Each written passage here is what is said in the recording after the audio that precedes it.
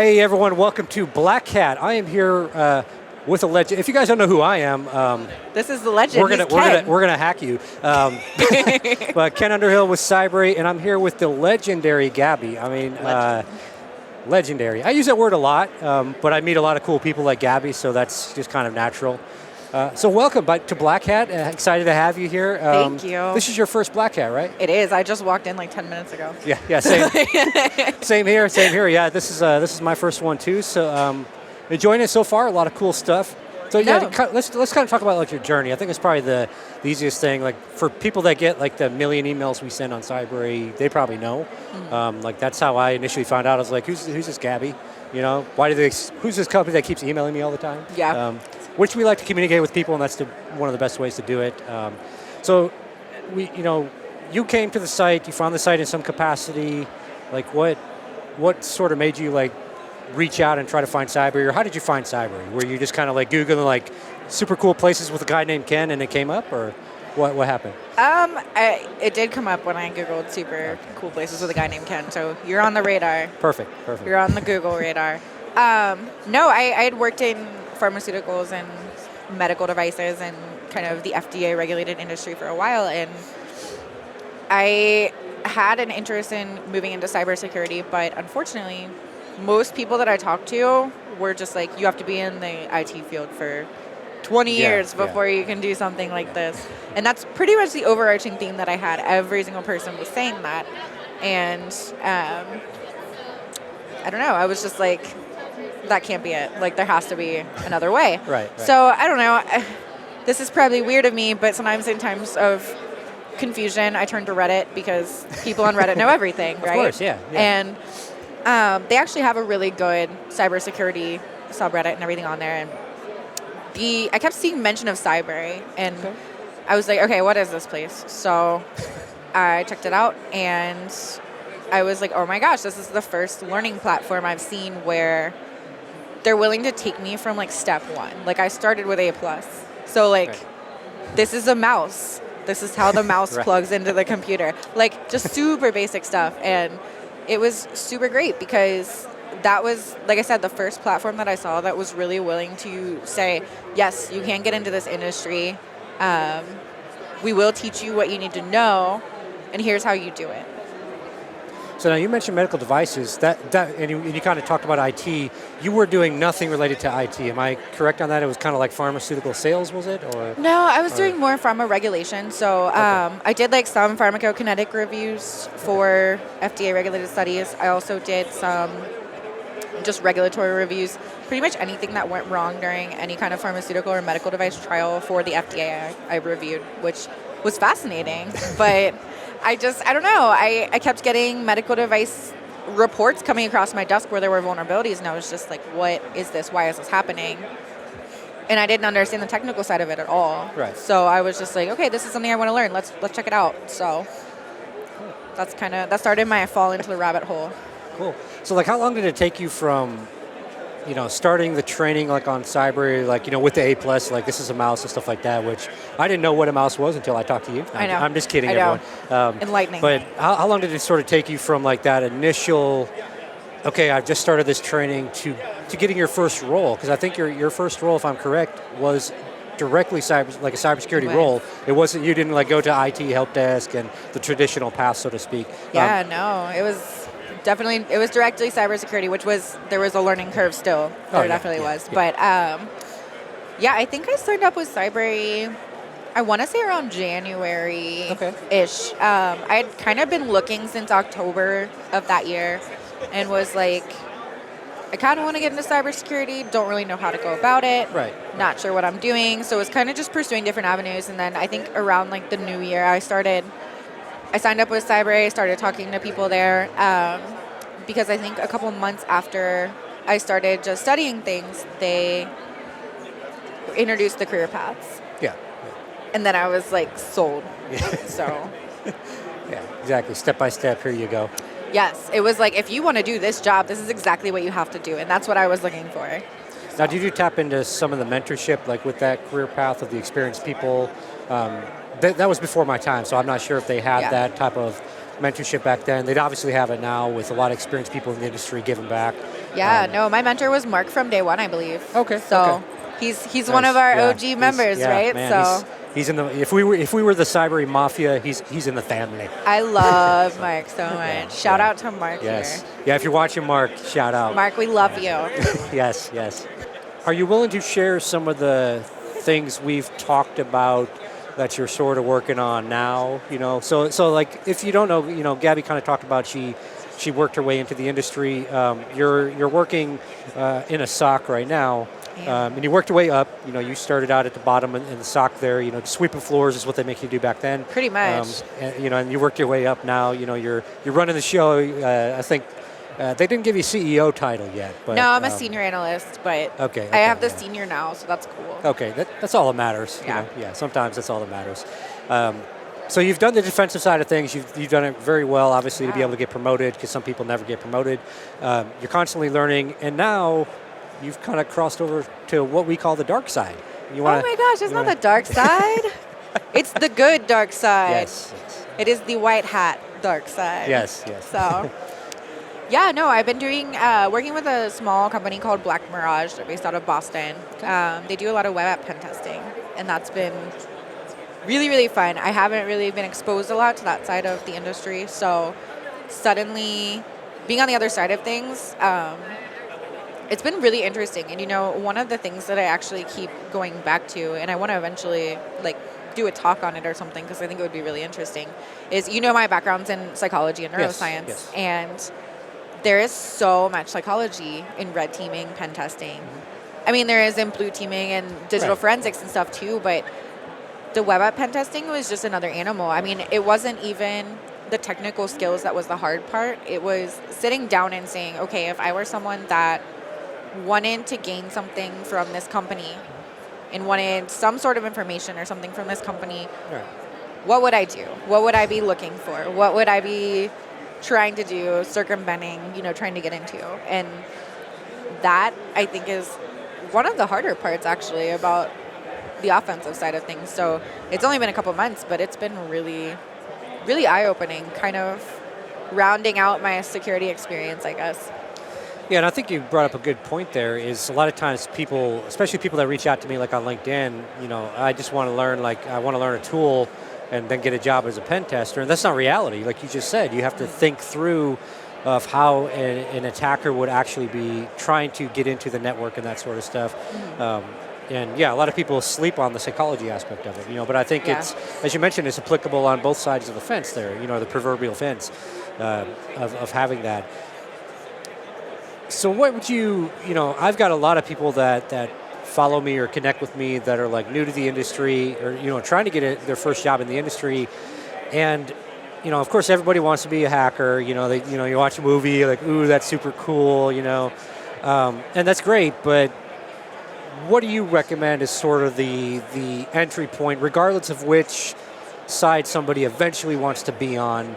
What are some of maybe like the entry point of either a job or certain skills that you think somebody out there watching this is like, oh, you know what, I like Gabby, I want to, you know, I'm Australian, I want to, you know, get a date with her, so I need to learn the cyber stuff. Like, what's sort of the starting point you would recommend for somebody out there that's totally brand new and with no IT background? Yeah. You know, kind of like you were starting out.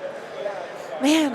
No pressure, by the way. No, right? no. This is not pre-scripted. I'm throwing all this stuff right on Gabby, so she had no clue going in. It's good. It's spontaneous. Yeah. It means it'll be honest, right? Yes, so exactly. No, I don't know.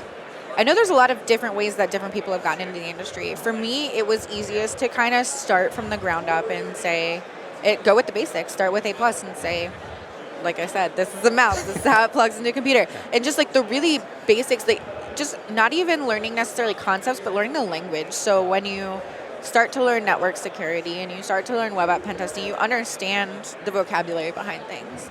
As far as like avenues in, I mean, really, I don't know that there's necessarily a right or wrong way, but just learning, wanting to soak in everything, I think makes a huge difference. If you are just willing to take anything on, really just be given anything to work on and being like, okay, I have no idea how to do this, but I'll figure it out.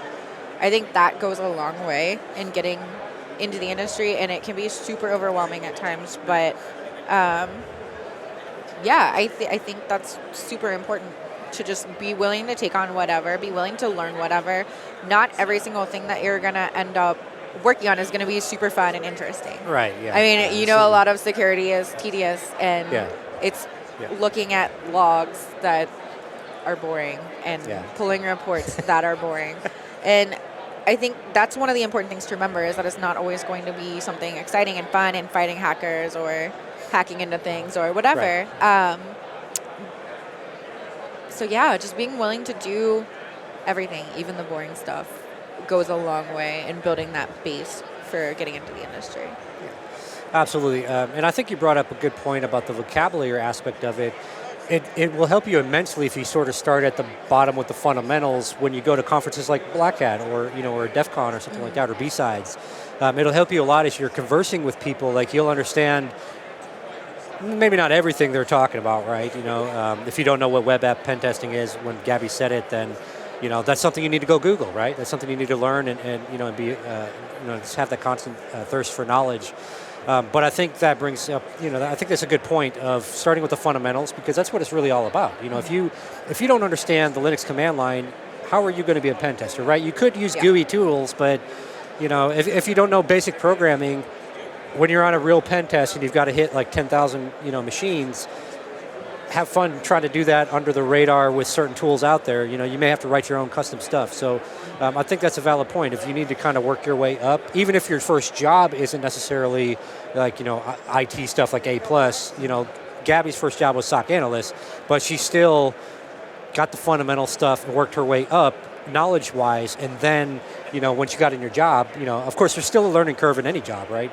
But, even if you're an experienced pen tester, you get to a new job, new company, you got to learn certain things, kind of how the flow is there, that sort of stuff. So, I think it's just a valid point, starting with the fundamentals. It's actually one of the things a lot of people I've been speaking to at the conference here, they keep reiterating that, like, we've got off track with all these blinky lights and all these fancy solutions out there, but in reality, it's fundamental stuff, right? It is. Patching things, on a regular schedule. User awareness training, security enablement was one of our big things here with Cybrary, across the board in the organization, so that way accounting understands how their day-to-day actions interact with the security angle of it, and they can better empower the organization to be more secure, as opposed to it being kind of bolted on after the fact. And from the development standpoint, it helps speed up things like the software development lifecycle and that sort of stuff when you just include security and you just don't bolt it on as an afterthought where, oh, oops, we wrote all this code. Let's take a look at the security side of it. Oh man, look at all these vulnerabilities. Now we have to go back and and rewrite a lot of the code. So security is becoming such a part of every industry. That's the crazy thing about security is you can want to work in any industry and still go into security. Yeah, it doesn't matter your interest area, and a lot of people out there are probably working in security in some capacity. I was a guest on a friend's show, and he spent many years in Wall Street.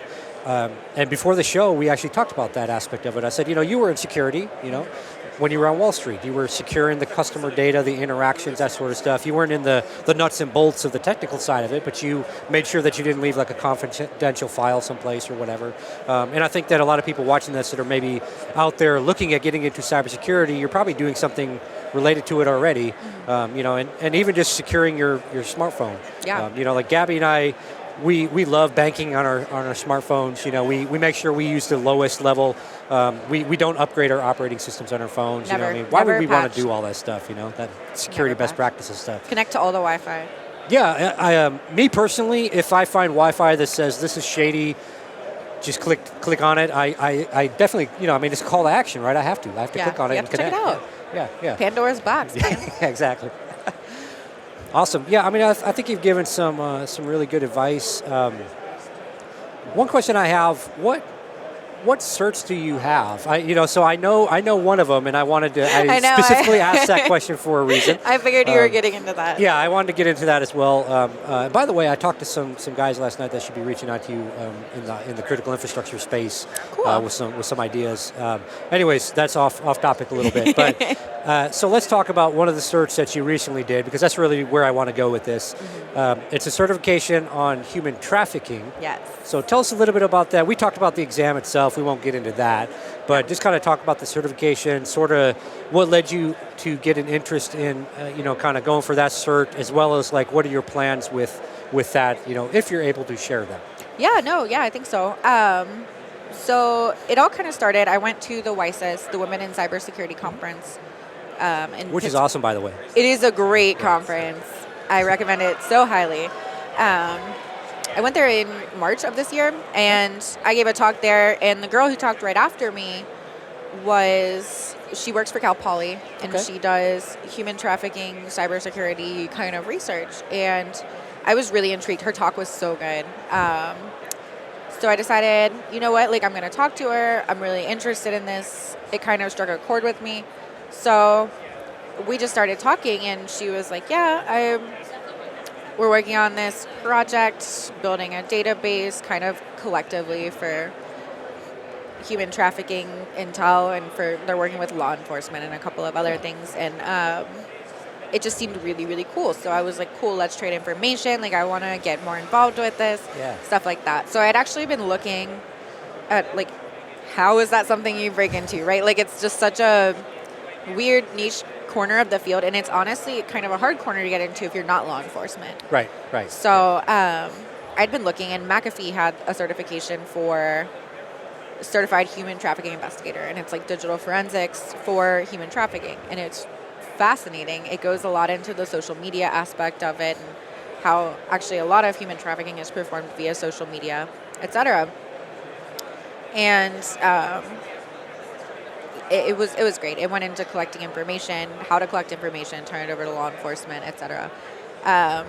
So I got that certification, and I was like, this is super cool. I want to start working more with this. So nice. I've been doing a little bit of work here and there, working with a couple of organizations that deal with fighting human trafficking, and some more on the legal side of things, some more on the law enforcement side of things. We won't discuss the specific names here. We don't want to No. But just really trying to get involved, to get my feet wet and help other people, because at the end of the day, I love cybersecurity, and I've really been enjoying my journey into it, but seeing an immediate impact that I can have on people and helping them has been so rewarding. So that's been kind of my side pet project at the moment. Nice. Which, some people collect like coins. Gabby fights human trafficking, which, is a very serious issue. And I just know from experience in the industry that a lot of people want to, sort of get involved in fighting against human trafficking, right? I know when it's been brought up at different events and private meetups I've gone to, everyone wants to get involved. No one is really sure how. Do you mind just kind of sharing, without specific details, because we never really know who's watching, so I like to be a little sensitive on certain things, but if I was somebody out there in the industry trying to figure out how can I help in either my local area or kind of, globally, how do I either reach out to organizations? Do I just do a Google search? Do I just find charities in my area? What was sort of, in your opinion, what's sort of the best approach there? Or is it maybe a combination? It can differ from state to state. There's a couple of national organizations that do a lot of work with it. Homeland Security actually has a really big foundation. They do a lot of outreach, education for people. They actually are also willing to provide educational material to you. So even small business card sized cards where it has the human trafficking hotline number, and just signs to watch for, and if you see something, say something. And I know you've seen those signs in all the airports too, where they're just, airports are a big one. If you see something, say something. And there's also Polaris, which is another national, I think it's international effort to fight human trafficking. And then as far as on a local aspect, there's a organization called End Slavery, and it goes into human trafficking, sex trafficking, child trafficking, labor trafficking, everything. And I know in Ohio, which is where I'm from, they are affiliated with our official Ohio Task Force for human trafficking. So they work directly with law enforcement, and I believe there's a couple of areas of health and human services that work with them too to rehabilitate and place people into jobs and try and get them back on their feet after kind of getting out of situations and stuff as well. And I know there are different organizations in every state that are related to end slavery or something along those lines. So you definitely check that out as well. There are quite a few. If you just Google human trafficking and then your area or whatever, there's a lot of outreach, a lot of street teams, a lot of just, at this point, it's raising awareness and educating people, because not one single person is going to be able to fight everything. But if we as the public understand the signs and we know kind of what it looks like and when it happens and where it happens, and that it happens a lot more than we think it does, then I think that we'll be able to start getting a better handle on it. Absolutely. Yeah. So definitely a tough subject. Yeah. I've known some young women that were trafficked to help them out of that. So definitely a sensitive thing, especially with the understanding that it's an organization or organizations behind that type of stuff. So a single person can't really do anything, but in a group, as kind of a cause, we're able to make a difference. Even if you save a few people, it's still better than no one. So tough issue for us to kind of talk through. We've talked through it a little bit already, which is why I brought it up. You've got Absolutely. the cert and everything. I think it's so important to talk about, though. No, it is. I think awareness. I think a lot of people don't necessarily understand. Like you said, the signs. Like for me, I can easily kind of spot it, right? Like because I've.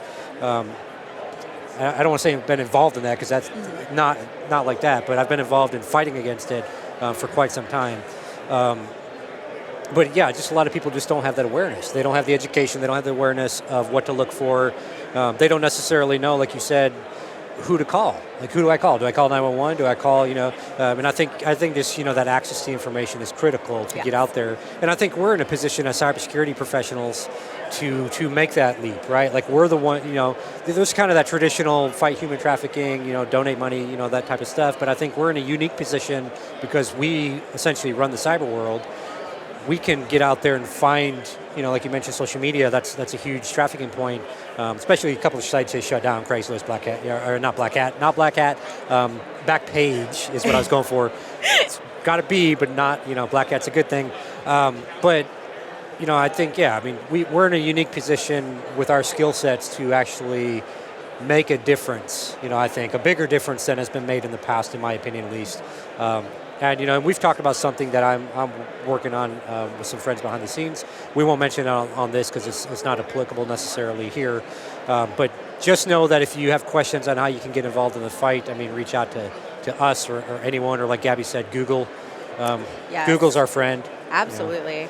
Yeah, I think we're at a point as a society where a lot of things that are happening that used to be controlled by law enforcement solely and other kind of entities like that are now happening online. And it's that unique situation where we all have the knowledge to be able to do something about it, but traditionally we haven't been engaged as much in those kinds of things. So it's that we're bridging that gap for sure, like you said, where we're going from cybersecurity to like philanthropic cybersecurity a little bit. So yeah, definitely going to be a lot of opportunities, I think, in the future, especially as more moves to social media and everything to help out people in different situations. Yeah, absolutely. And I know in the past, with information sharing, there was always like the silos, right? There's law enforcement, then there's the cybersecurity people, right? Or InfoSec as it was back in the day. I'm kind of aging myself there, but it was kind of silos, right? Like, we're not sharing information with them, and now people are a little more mature. There's still some of that. But it's like, okay, well, what's the bigger cause here? The bigger cause is we're literally saving somebody's life from, a life of terror. And so, I think that collaboration as it evolves, like Gabby said, we have the skill sets, and law enforcement necessarily doesn't, because, we like to stay a little more agile in the private sector. So, I think that's a great point to bring up here. I think we've been talking a while. I've been asking Gabby a lot of questions.